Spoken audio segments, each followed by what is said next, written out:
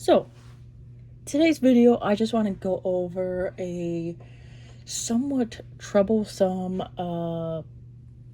talking point I hear a lot when I watch videos in terms of kind of comparing iPhone versus Pixels versus nothing versus Samsung.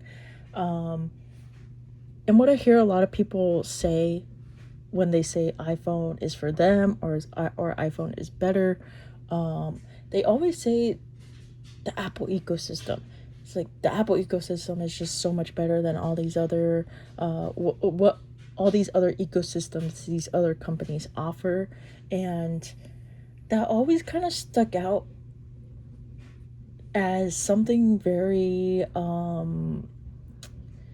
I don't want to say privileged, but it's very unattainable for a lot of people, especially people outside of the countries a lot of the tech community resides from or resides in, like the United States, Canada, England, um, Australia. I don't know. Is Australia actually might be super expensive down there, like a lot more than what we have here in the States, and I think a lot more than what Canada is too. I think Canada is like almost, I don't think twice as expensive as here, but it's pretty more expensive over there in Canada. But anyway, I think the justification for having iPhone because of their ecosystem is I guess okay, I guess it is maybe a little privileged because okay, iPhone, what's the ecosystem? iPhone, is it a Mac or an iPad, or is it a Mac and iPad? Because it's got to be one of those. You have to have the watch too, because you need something on your wrist. You have to have some sort of AirPods, whether it's the more expensive Macs or just the basic ones. Does the TV include? Isn't the TV included in the ecosystem? So there's so many things kind of going on. I think a lot of people consider their ecosystem an iPhone and a Mac, which now with the Neo, I guess it's a little bit more accessible in terms of price. But it's still if and this is all coming from a new, you're buying new, like you're buying directly into the ecosystem. You're not looking for the best price available, refurbished, nothing like that. So I kind of was like, let me see how much the Apple ecosystem is. So I just kind of went on here. I put I put the lowest priced item in each category, with no accessories, the lowest amount of gigabytes, all of that. With the watch, it's no cellular. So the first one I put here, I don't know if this is part of an average ecosystem, but the Apple TV, $129. AirPods 4, this is the most basic one, $129. The Apple Watch SE 3, again, this is just GPS, no cellular, $249, and this is a basic oh my god, what's it called? What is this stupid material called? Silicone watch strap. The iPhone 17e, which is $599. I didn't even do the iPhone 17. I did the basic iPad at $349, and it totals around $14.55, around $16.24 here in California after taxes. So if the Apple ecosystem is, let's say, close to $2,000, how do you kind of like justify that to your viewers? Like, okay, iPhone is better because of the ecosystem, and if the ecosystem is around $2,000 to kind of truly immerse yourself within. Oh wait, I didn't even. Wait, this is without a MacBook. I thought I added the Neo in here. Wait a minute. Let's see. Let me just no trade in buy. Oh, I didn't do the Apple Care. Okay, no Apple Care. Add to bag. Okay, so this is over $2,000 now. Let's see what it is after taxes. Okay, so about $2,300 after taxes for a true Apple ecosystem.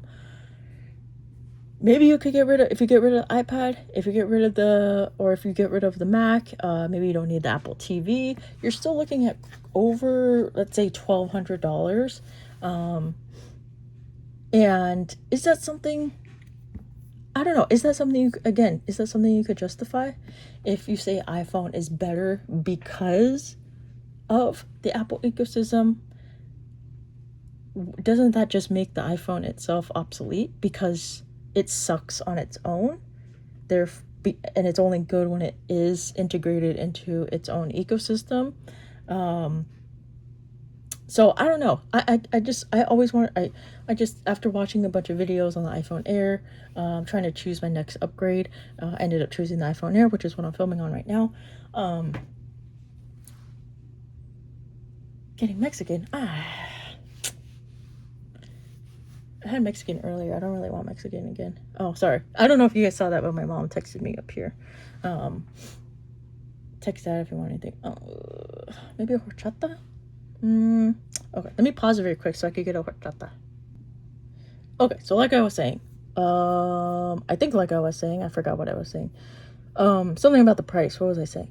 The iPhone is obsolete on its own. Blah blah blah. Yeah. So yeah. So when I was looking up a bunch of videos, trying to decide what my next upgrade would be, this is one of the this is one of the talking points that I was hearing a lot, and it always frustrated me when iPhone tech tubers always mention the Apple ecosystem because when people watch videos on reviews or real world usages of phones that they're thinking of getting, they're thinking about the phones. They're not thinking about, going to buy the phone and then going to buy a MacBook and then going to buy a watch and AirPods. They're not thinking about all that. They just want to know how the phone is as itself on its own. And I think a lot of people in the tech community kind of struggle to kind of distance the iPhone from, I mean, there's nothing, listen, the Apple ecosystem is pretty great. They worked a long time on it. It used to be non-existent, and I do wish other, especially Google with their Pixel lineup, I wish they had something very similar in terms of I don't know, like a Google Pixel Max Buds or over the ear buds. I always wanted one of those, but I don't want the AirPods Pro Max buds, whatever.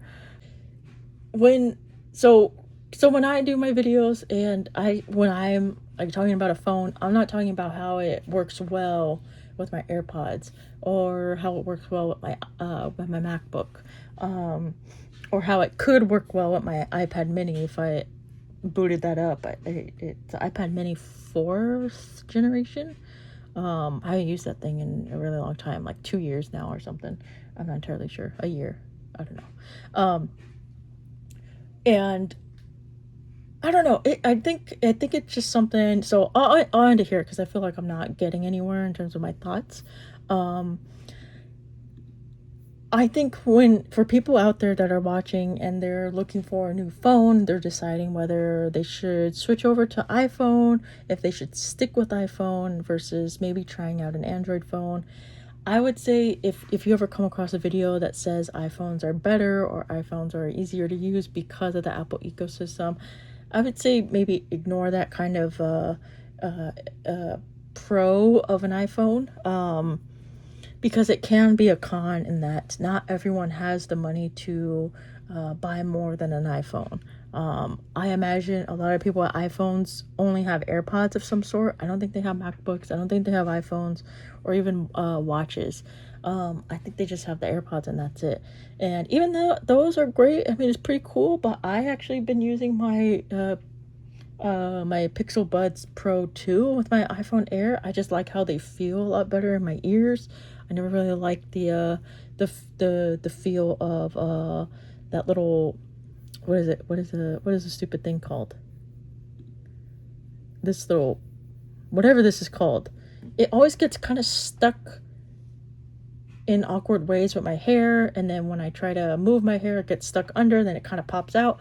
So that's just my personal experience with the AirPods and why I prefer the little beans of the Pixel Buds Pro 2. But I guess, okay, just to kind of like round out this video with something understandable is that for anyone out there who's I guess I started this already. I feel like I'm repeating myself. But anyone out there who's looking for a new phone, if they're trying to come into the iPhone, just start off with the iPhone. What if you have Android, if you have Samsung buds, if you have Pixel buds, if you have nothing buds, whatever, just use that stuff with your iPhone. Yeah, you won't get the whole options of tinkering with your the transparency, the full noise cancellation. If that stuff matters to you, then yeah, I would say maybe try something like a Beats or an AirPods. But if that doesn't matter to you, if you just want something to listen to wirelessly, just stick with your whatever buds that you have or whatever earphones you have. If you have a Windows laptop, there's no need to get a MacBook if you're switching over to iPhone. You know, if you don't even have a tablet, you don't need an iPad. If you're not into watches and you see videos of saying iPhone works really well with the watch, I don't know, the Apple ecosystem, blah blah blah, you know, don't get kind of caught up in these things where you feel like you have to spend a lot more to get the most out of a phone. I don't know. I'm trying to think of an analogy right now. It's like um I don't know. I don't know what I'm saying.